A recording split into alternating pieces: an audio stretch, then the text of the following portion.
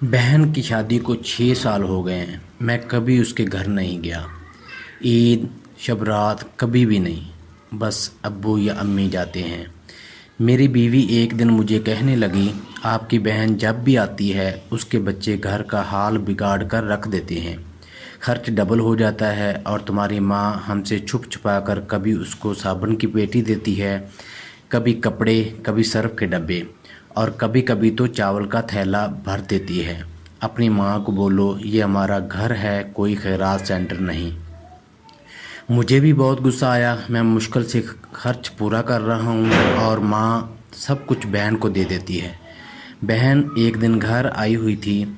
उसके बेटे ने टीवी का रिमोट तोड़ दिया। मैं माँ से गुस्से में कह रहा था, माँ बहन को बोलो यहाँ ईद पे सिर्फ आया करे बस।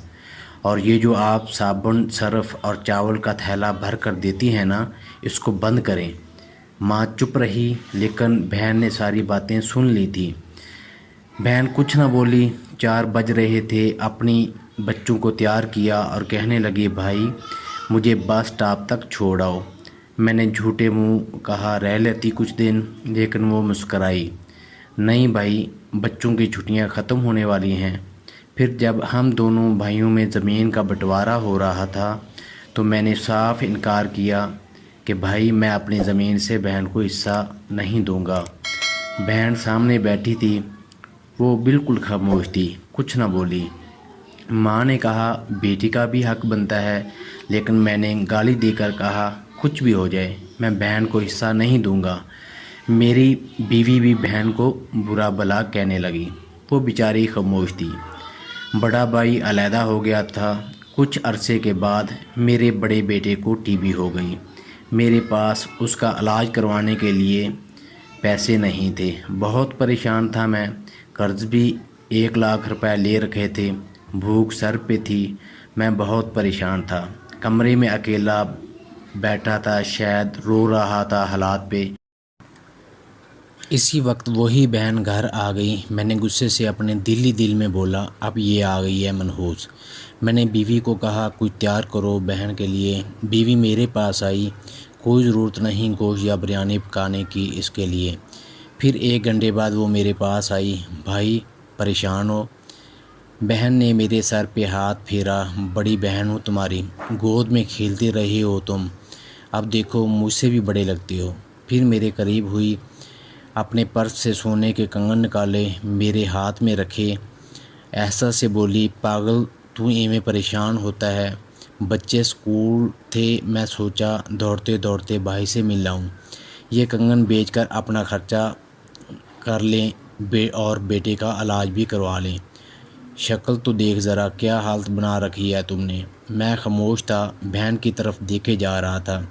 वो ऐसा से बोली, किसी को ना बताना कंगन के बारे में, मैं तुमको अपनी कसम देती हूँ। मेरे माथे पे बोसा किया और 1000 रुपये मुझे दिए, जो 150 के नोट थे, शायद उसकी जमा पूंजी थी। मेरी जेब में डालकर बोली, बच्चों को गोश्त ला देना, परेशान ना हुआ कर। जल्दी से अपना हाथ मेरे सर पे रखा, देख देख कितने बाल सफ़ेद हो गए हैं तेरे। और वो जल्दी से जाने लगी। उसके पैरों की तरफ मैंने देखा, टूटी हुई जूती पहनी हुई थी उसने और पुराना सा दुपट्टा ओढ़ा हुआ था। जब भी आती थी वही दुपट्टा ओढ़ कर आती थी। बहन की इस मोहब्बत में मैं मर गया था। हम भाई कितने मतलब परस्त होते हैं, बहनों को पल भर में बेगाना कर देते हैं और बहनें भाइयों का ज़रा सा दुख बर्दाश्त नहीं कर सकती। वो हाथ में कंगन पकड़े ज़ोर ज़ोर से रो रहा था। उसके साथ मेरी आंखें भी नम थीं। अपने घर में खुदा जाने कितने दुख सह रही होती हैं। कुछ लम्हे बहनों के पास बैठकर हाल पूछ लिया करें, शायद उनके चेहरे पे कुछ लम्हों के लिए एक सुकून आ जाए। बहनें माँ का रूप होती हैं। नोट्स दोस्तों, इस पैगाम को दूसरों तक पहुँचाइए। हो सकता है अल्लाह ताला किसी की ज़िंदगी को आपके ज़रिए बदल दे।